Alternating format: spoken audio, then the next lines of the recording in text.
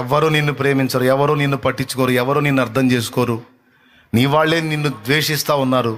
ప్రేమ లేని ఈ ప్రపంచంలో బతకడం ఎందుకు? నువ్వు చచ్చిపోతే పోయిద్ది కదా. ఈ సమస్యలు పోవు, ఈ అప్పులు తీరవు, ఈ బాధలు పోవు, ఈ ఇబ్బందులు పోవు, ఈ కష్టాలు పోవు. సంవత్సరాలుగా నిరీక్షించావు, ఇది మారదు, చచ్చిపో, మారదు, చచ్చిపో, మారదు, చచ్చిపో. కాసేపు కళ్ళు మూసుకో, 5 నిమిషాలు కళ్ళు మూసుకో, అసలు ఈ బాధలే ఉండవు, హాయిగా వెళ్ళిపోవచ్చు ఇక అని శోధించి, మనుషుడా నీ ప్రాణం నువ్వే తీసుకునేటట్టు, సోదరి నీ ప్రాణం నువ్వే తీసుకునేటట్టు నిన్ను ప్రేరేపిస్తుంది దయ్యపు ఆత్మ. అది చెప్పే సలహా నిజం కాదు. కాసేపు కళ్ళు మూసుకో అయిపోయింది, కాసేపు కళ్ళు మూసుకో అయిపోయింది, కాసేపు కళ్ళు మూసుకో అయిపోయింది అని నిన్ను రెచ్చగొడుతుంది దురాత్మ. కాసేపు కళ్ళు మూసుకుంటే అయిపోయిద్దా? ప్రాణం పోయిద్దేమో కానీ తర్వాత ఏమైందో తెలుసా? ఇక్కడ కన్ను మూసిన నువ్వు అగ్నిగుండంలో కళ్ళు తెరుస్తావు, అగ్నిగుండంలో కళ్ళు తెరుస్తావు, అగ్నిగుండంలో కళ్ళు తెరుస్తావు, పాతాళ అగ్నిలో కళ్ళు తెరుస్తావు. ఎందుకంటే నీ ప్రాణాన్ని నువ్వు తీసుకునే హక్కు నీకు లేదో. నీకు ఈ జీవితాన్ని ఇచ్చింది దేవుడు, దాన్ని ముగించాల్సింది కూడా దేవుడే, అలా కాకుండా నీ ప్రాణాన్ని నువ్వు తీసుకోవడానికి ప్రయత్నిస్తే దేవుని సార్వభౌమాధికారాన్ని ధిక్కరించిన దానివి అవుతావు, ధిక్కరించిన వాడివి అవుతావు, తీర్పులోనికి వస్తావు, ఉగ్రతకు గురవుతావు. ఊరుకోడు దేవుడు. పిచ్చి పిచ్చి ఆలోచనలు చేయవాకు, గద్దించు దురాత్మని. అది చెప్పడానికి ఈ మాట ఎత్తుకున్నాను నేను ఇప్పుడు యేసు నామములో. హల్లెలూయా చెప్పు గట్టిగా. నీ పక్కన చేరి మానసికంగా నిన్ను కృంగదీసి ఈ అప్పులు అప్పులు అప్పులు అప్పులు నిన్నందరూ రోడ్డు పాలు చేస్తారు, అవమానాలు అనుభవించాల్సి వచ్చింది, నువ్వు ఎట్లా అవుతావు, నువ్వు అట్లా అవుతావు, వీటన్నిటికంటే చచ్చిపోయింది మంచిది కదా. చచ్చిపో, చచ్చిపో, చచ్చిపో, చచ్చిపో అని తెచ్చు. ఎవరున్నారో నాకు తెలియదు ఈరోజు ఇక్కడికి వచ్చిన వాళ్ళల్లో. సావటానికి ప్రేరేపించబడుతున్న వాళ్ళు, ఈ లైవ్లో అందుబాటులోకి వచ్చిన వాళ్ళు ఎవరున్నారో నాకు తెలియదు. అనవసరంగా దేవుడు ఈ మాట తీసుకొని రాడు. జాగ్రత్త, దురాత్మ నీ పక్కన చేరింది, నిన్ను నీ కుటుంబాన్ని నాశనం చేయడానికి కుట్ర పన్నింది. దానికి చెవిస్తున్నావు, గద్దించు దాన్ని, చెప్పు దాంతో యేసునామములో, పో దురాత్మ. నా దేవుడు బలవంతుడు, నా యేసయ్య నాకున్నాడు. అవమానాలు వస్తే రాని, బజారు కీడిస్తే ఏడవనే, నిందలేస్తే వెయ్యనే, ఎవరో ప్రేమించకపోతే పోని, నన్ను ప్రేమించి నా కోసం ప్రాణం పెట్టిన నా యేసయ్య ఉన్నాడు, ఆయన చాలు నాకు. నీకు అప్పులు ఇచ్చిన వాళ్ళు నేను రోడ్డు పాలు చేస్తారా? చెయ్యని.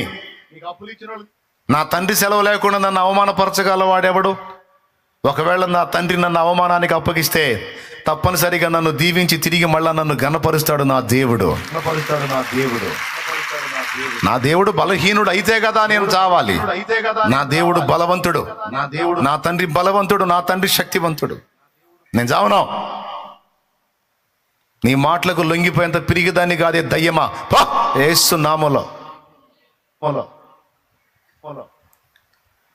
నీ పిల్లలు మాట వినట్లేదు, నీ పిల్లలు నిన్ను ప్రేమించట్లేదు, నీ పిల్లలు అర్థం చేసుకోవట్లేదు, ఎందుకు బతకాలి? నా పిల్లలు నన్ను అర్థం చేసుకోకపోతే, నా పిల్లలు నన్ను పట్టించుకోకపోతే ఇక నాకు జీవితమే లేదా, దిక్కే లేదా? నాకు దేవుడు ఉన్నాడు.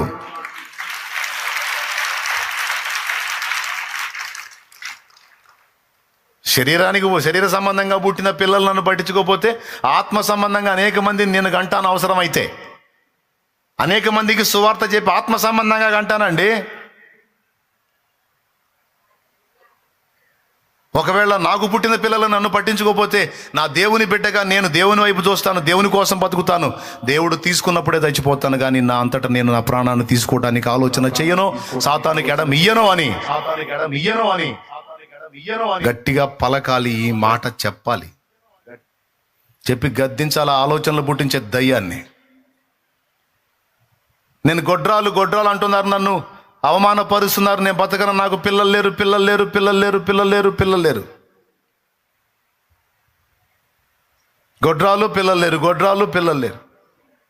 చచ్చిపో, చచ్చిపో, చచ్చిపో, నీకు పుట్టరు, చచ్చిపో. ఏందిరా చచ్చిపోయేది? సైతాన్. పో యేసు నామములో. నాకు దేవుడు పిల్లల్ని ఇవ్వకపోతే అర్థం ఏంటో తెలుసా? తల్లిదండ్రిని కోల్పోయిన పిల్లల్ని నన్ను ఆదరించమని చెప్తున్నాడు రా.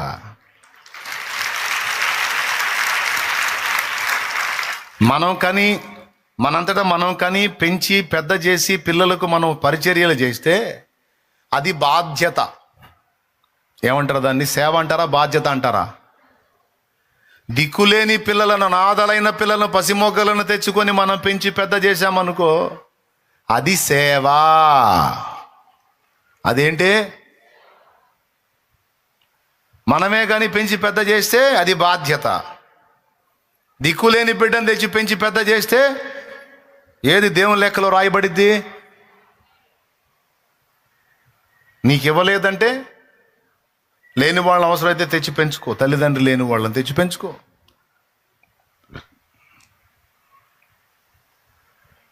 గొడ్రాల పిల్లలు కననిదాన జయ కీర్తననైతే పాడుమన్నాడు. కొంతమందికి ఏం కార్యం జరిగిందో తెలుసా? వాళ్ళు వేరే బిడ్డని, తల్లిదండ్రులు లేని బిడ్డను తెచ్చుకొని పెంచుకోవటం మొదలుపెట్టిన తర్వాత వీళ్ళకి సంతానం కలిగించాడు దేవుడు. ఇన్ని కార్యాలు ఉన్నాయి, అట్లాంటి సాక్ష్యాలు ఇన్ని ఉన్నాయి. అన్ని సంవత్సరాలు వీళ్ళకి పిల్లలు లేరు, ఒక బిడ్డను తీసుకొచ్చుకొని ఆ బిడ్డను పెంచుకోవటం మొదలుపెట్టినాక వీళ్ళకి పిల్లలు అయ్యారు. అని లేరు లేరు లేరు లేరు లేరు సావాలి సావాలి దరిద్ర మాటలు మాట్లాడతావు, పనికి మాలిందనా? అనకూడదు అట్లా. నా దేవుడు ఉన్నాడు, నా దేవుడు ఉన్నాడు. 90 ఏళ్ల శారాకి సాకును పుట్టించిన వాడు, నవ్వు పుట్టించిన వాడు నా దేవుడు.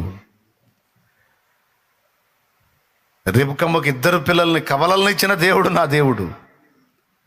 నా విషయంలో కూడా కార్యం చేస్తాడు. చేయకపోయినా పర్వాలేదు, అవసరమైతే ఒక బిడ్డను తెచ్చి పెంచుకుంటాను.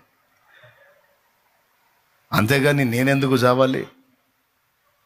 నేనెందుకు అవమానాన్ని తలంచాలి? ఎవరో పనికి మనోళ్ళు మాట్లాడే మాటలు నేనెందుకు పట్టించుకోవాలి? కాదమ్మా, మాట చెప్తున్నాను నేను. అసలు పెళ్ళే వదిలేసిన తల్లి సంగతి ఏందమ్మా? పనికిరాదా? ఆమె కూడా గొడ్రాలేనా? దరిద్ర మైండ్లు, దరిద్ర మాటలు, సైతాన్ మాటలు.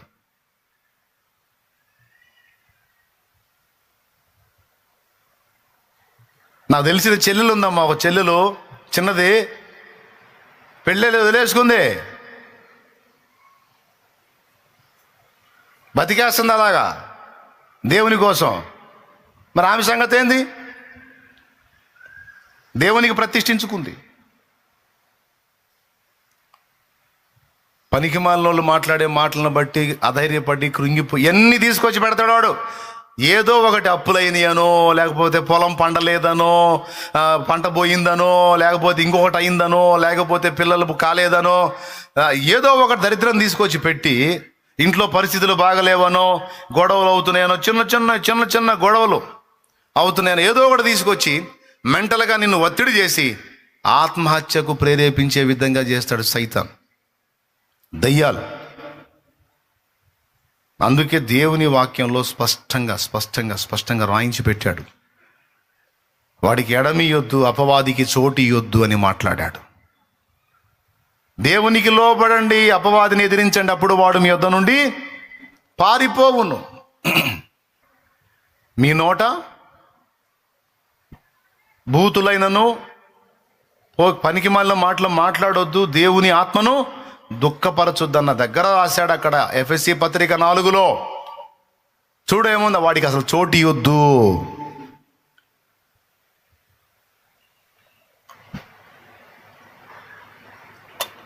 మీ నోట దుర్భాష ఏదైనాను రానియకుడి, దేవుని ఆత్మను దుఃఖపరచకుడి, అపవాదికి చోటియ్యకుడి. చదువు, ఒక్కసారి చదువు నాయనా. ఎఫెసీ పత్రిక 4వ అధ్యాయము 29వ వచనం. వినువారికి మేలు కలుగునట్లు అవసరమును బట్టి క్షేమాభివృద్ధికరమైన అనుకూల వచనమే పలుకుడు గాని దుర్భాష ఏదైనను మీ నోట రానియకుడి. దేవుని పరిశుద్ధాత్మను దుఃఖపరచుకుడి. విమోచన దినము వరకు ఆయన యందు మీరు ముద్రింపబడి ఉన్నారు. సమస్తమైన ద్వేషము, కోపము, క్రోధము, అల్లరి, దూషణ, సకలమైన దుష్టత్వమును మీరు విసర్జించుడి. దేవునికి స్తోత్రం కలుగును గాక. మరి అపవాదికి చోటు ఇవ్వకూడని ఎక్కడ రాసుంది? మరి చదవలేదు ఏంది? నేను అది కదా చెబుతుంది. 27వ వచనం, అపవాదికి చోటు ఇయ్యకుడి. మరి నేను ఆ ముఖ కదా చెప్పింది. శామ్యూయల్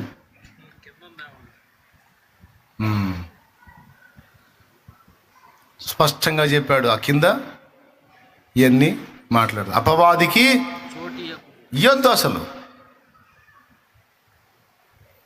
అయ్యలారా మిమ్మల్ని ఏమైనా ఇబ్బంది పెట్టానా? అమ్మలారా మిమ్మల్ని ఏమైనా ఇబ్బంది పెట్టానా? మనం ఉండవలసిన విషయాలన్నిటిలో మనం మెళకువగా ఉండాలి. ఎందుకంటే శత్రువైన సైతాను యుక్తితో పనిచేస్తున్నాడు. వాడు మన మీద యుక్తి ప్రదర్శిస్తున్నాడు. మనం వాడి తంత్రాలు ఎరగనోళ్ళం కాదన్నాడు పౌలు. వాడి తంత్రాలు, వాడి యుక్తులు, వాడి కుయుక్తులు, వాడి కుట్రలు ఎరగనోళ్ళం కాదు మనం. మనకు దేవుడు అన్ని తన ఆత్మ ద్వారా బయలుపరుస్తున్నాడు. వాడు ఇట్లా చేస్తాడు, వాడి కుట్రలు ఎట్లా ఉంటే మీరు జాగ్రత్తగా ఉండండి. దేవుని పిల్లలంటే మొంపోళ్ళు కాదు, హెబ్రీ స్త్రీలు చురుకైన వాళ్ళు అన్నట్టు దేవుని పిల్లలు చురుకుగా మంచి వివేచన జ్ఞానము గలవారై ఉండాలి. దేవునికి స్తోత్రం కలుగునుగాక. కాబట్టి ఈ విషయాలన్నీ మీరు మనస్కరించి జాగ్రత్త పడండి. మీ ఆరోగ్యాన్ని జాగ్రత్తగా కాపాడుకోండి. మీ ప్రయాణాల్లో జాగ్రత్తలు తీసుకోండి. మనస్సుని ఒత్తిడికి గురి చేసుకోకండి. మానసిక క్షోభను పెంచుకోకండి. వదిలేసేయండి. ఫ్రీగా ఉండండి. దేవుని అందరి విశ్వాసాన్ని బట్టి ధైర్యంగా ఉండండి. అవమానాలు వదిలేస్తే రానివ్వండి, పర్వాలేదు. దేవుడి సెలవు లేకుండా ఏదీ రాదు.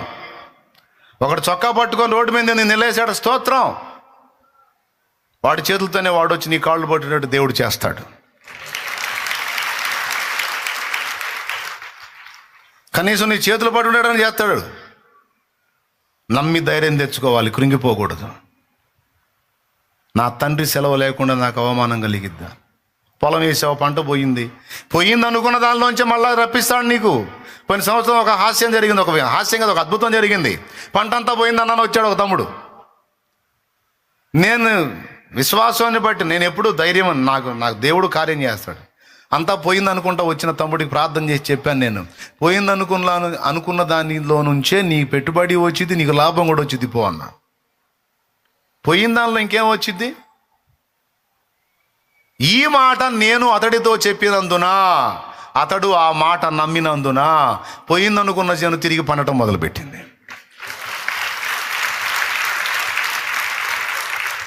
ఆయన ఆ స్త్రీతో ఏమన్నాడు? కుక్క పిల్లలు కూడా పిల్లల బల్ల మీద నుండి పడు ముక్కలు తినే కదా బతకాలి ప్రభువా అంటే, అమ్మా నీ విశ్వాసము గొప్పది, నీవు కోరినట్లే నీకు అగునుగాక అనే 2 మాటలు అనే ముందు ఈ మాట అన్నాడు. ఈ మాట నీవు చెప్పినందున. ఏ మాట నువ్వు చెప్పినందున? కుక్క పిల్లలు కూడా ఆ పిల్లల బల్ల మీద నుంచి పడే మొక్కలే తిని బతకాలి కదయ్యా అని తగ్గించుకొని విశ్వాసాన్ని కనపరిచి ప్రభువుని గౌరవించినందున, ఈ మాట చెప్పినందున, ఆ మాట పట్టించుకున్నాడు దేవుడు. బ్రదర్, అది అంశం ఈరోజు. మన మాట పట్టించుకునే దేవుడు. ఈ మాట నీవు చెప్పినందున అని స్పష్టంగా రాయించాడు. వెళ్ళుమో, ఆ దయ్యము నీ కుమార్తెను వదిలిపోయిందన్నాడు. కనీసం దయ్యాన్ని గద్దించలా, ఏమల్లా. నువ్వు సామాన్యురాలివి కాదు, బలమైన విశ్వాసాన్ని కలిగి ఉన్నావు. చెప్పాల్సిన మాట నువ్వు పలికావు కాబట్టి, అనాల్సిన మాట నువ్వు అన్నావు కాబట్టి, పో వచ్చింది పో నీ కూతురికి విడుదల అన్నాడు.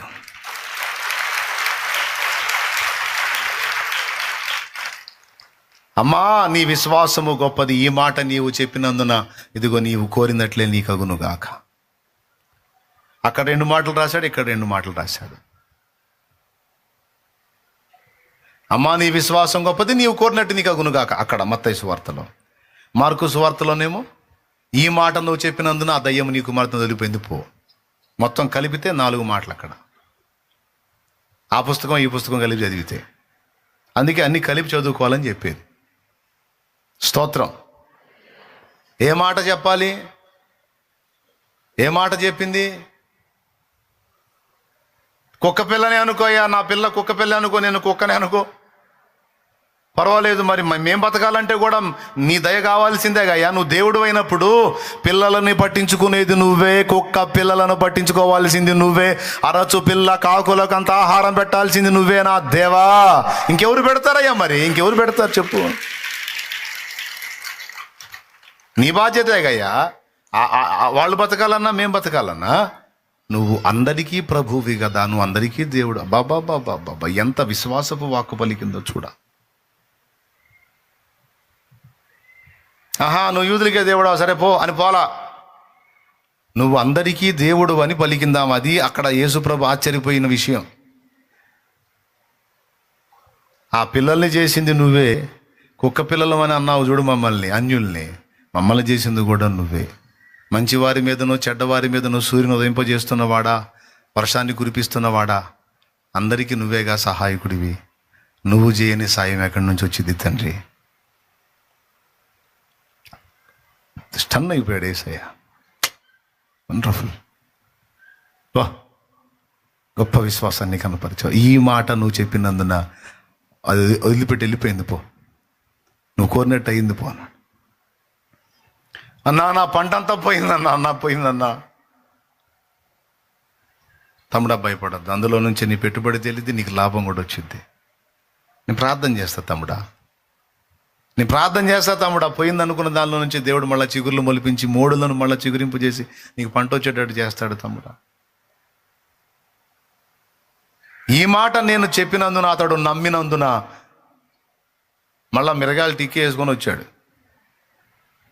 దేవునికి స్తోత్రం కలుగునుగా. నేను చెబితే ఒక్కొక్కళ్ళకి నమ్మకాలు ఉండవు. టెట్ట జరిగిద్దిలే, అలా ఎలా ఇద్దిలే, ఏదో ఆయన పాస్టర్ కాబట్టి. సేవకులకు కొన్ని సలహాలు చెప్తా, విశ్వాసులకు కొన్ని సలహాలు చెప్తా. అవి అసంభవమైనవి, కానీ దేవుడు చేస్తాడు పో అంట, అంతే. నువ్వు ఆ మాట తీసుకొని వెళ్ళిపోవాలి. చెప్పింది చెప్పినట్టు చేయాలి. నువ్వు ఇక్కడ కాదు అక్కడ చేయపో సేవ అంట, పోయి చేయాలా. దేవుడు ప్రేరణ పట్టింది పలుకుతా, నువ్వు చేయాలా, నువ్వు నెరవేర్చాలా. ఆ పాయింట్ని చేసి చూడాలా, చేసి రావాలా నా దగ్గరికి. అది చెయ్యరే. ఒక దగ్గర సేవ చేయరా అంటే ఇంకొక దగ్గర చేస్తానంటాడు. నువ్వు ఎట్టోరు తెలియతా చూస్తానే కూడా పో.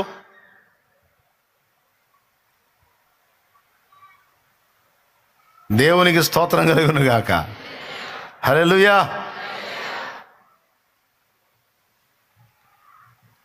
అక్కడ ఏమీ అవకాశం లేదు అసలు. అలా అవకాశం లేని దగ్గరికి పంపించావు ఒక తమ్ముడిని. పో అక్కడ చేయిపో సహోదరుడా. నేను తెక్కలోళ్ళ కనపడతాను. పో, దేవుడు చెప్తున్నాడు నీకెందుకు పో. దేవుడు చెప్పినప్పుడు నువ్వు చేయవు. ఆయన మీతో చెప్పున్నది నువ్వు పోవాయా, నువ్వు చెప్పింది చేయపో. ఇంకేడన్నా మొత్తం పోయిందన్నా, అరే ఆ మాట అనొద్దన్నా. పోయింది పో, పోయింది మళ్ళీ తిరిగి వచ్చింది పో.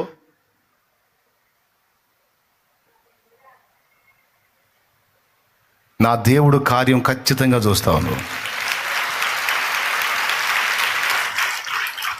తగ్గిద్ది పో, ఆయన చూస్తాడు, స్వస్థత కలిగిద్ది పో, అంతే. ఇక దానికి గుండెల నిండా తీసుకోవాలి, దేవునికి స్తోత్రం అనుకోవాలి. గుర్తుపెట్టుకోండి నాయనలారా, అయ్యలారా, మీకు దండం పెడతానా, అమ్మలారా. ఇది ఎట్లా ఇది అనొద్దు నా దగ్గర. అయ్యిద్ది, దేవుడు చేస్తాడు పో అన్నప్పుడు ఆమేన్ అనుకుంటూ వెళ్ళిపోవాలను, అంతే. నేను నీకు అందుబాటులో రావటమే అంతంత మాత్రం. అందుబాటులోకి వచ్చి ఆ మొక్క అందించినప్పుడు ఆ మొక్క చేత పట్టుకుని వెళ్ళిపోవాలి. ఇక నువ్వు సంతోషంగా, స్తోత్రం. నపుంసకుడు సంతోషించు తన దారిని వెళ్ళిపోయాను అన్నట్టు.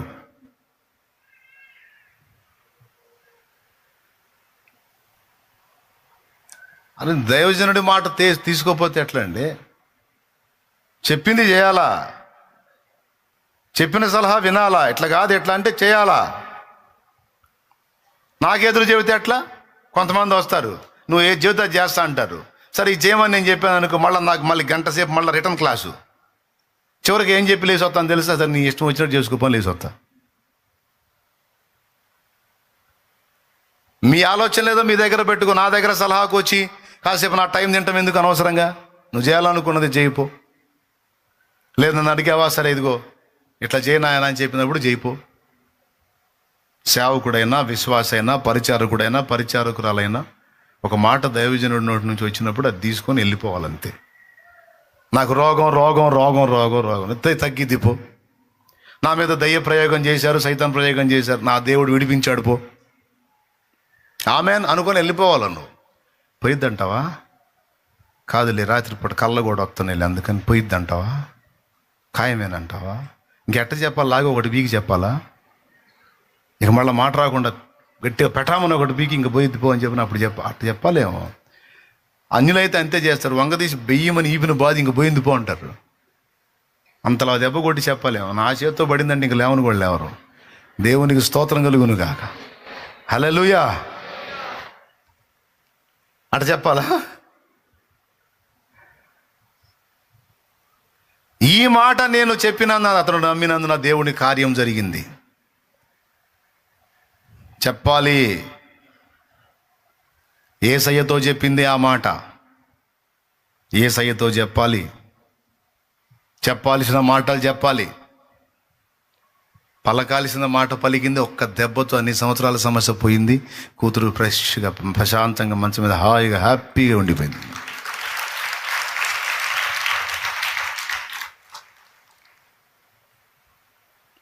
బాగుపడిపోయింది. చచ్చిపోయేది బతికింది.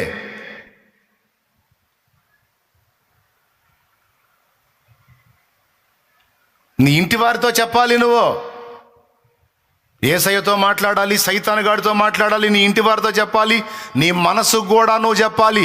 నువ్వు చెప్పే మాటలను దేవుడు పట్టించుకుంటున్నాడు, గుర్తుపెట్టుకో. నీవు ఈ మాట చెప్పినందున ఆమెతో మాట్లాడిన ప్రభు వాళ్ళు తీసుకొచ్చిన చెడ్డ సమాచారాన్ని తప్పుబట్టాడు. కనాను ప్రాంతాన్ని వేగు చూడటానికి పోయినటువంటి ఆ 12 మందిలో 10 మంది తెచ్చిన సమాచారము, 2 తెచ్చిన సమాచారం 2 పరిగణలోకి తీసుకున్నాడు. 10 మంది ఏమో వామ్మో వాళ్ళు ఎంత పొడుగున్నారో తెలుసా, వాళ్ళు కట్టిన ప్రాకారాలు ఆకాశాన్ని అంటుతున్నాయి, వాళ్ళు అనాకు సంబంధీకులైన నిఫిలీ జాతి మనుషులు, వాళ్ళ దృష్టిలో మేము ఎట్టున్నాం తెలుసా, మిడతలాగున్నాం, మా దృష్టిలో మేము వాళ్ళని చూసుకుని మమ్మల్ని చూసుకుంటే మిడతలాగున్నాం. అలాంటి దీర్ఘదేహులైన వ్యక్తులు అక్కడ కాపలా కాస్తా ఉన్నారు. వాళ్ళని దాటి మనం ఆ ప్రాంతాలను స్వాధీనం చేసుకోవటం అసంభవం అని 10 మంది చెప్పారు. 2 ఏమన్నారు తెలుసా, మన దేవుడు మన యందు ఆనందించిన ఎడల మనము నిశ్చయముగా వారి గవిని స్వాధీనం చేసుకుంటాం, వారు మనకు ఆహారం అగుదురు అన్నాడు. 2 కావాలంటే చదవండి, చెప్పు, చూపించు. సంఖ్యాకాండం 14వ అధ్యాయం 7వ వచనం. ఇశ్రాయేలీయుల సర్వ సమాజముతో మేము సంచరించి చూచిన దేశము మిక్కిలి మంచి దేశము. 14:7 సంఖ్యాకాండము. యెహోవా మన యందు ఆనందించిన ఎడల ఆ దేశములో మనల్ని చేర్చి దానిని మనకిచ్చును. అది ఇది మంచి సమాచారం నాయన. 2 చెప్పారు ఈ ముక్క.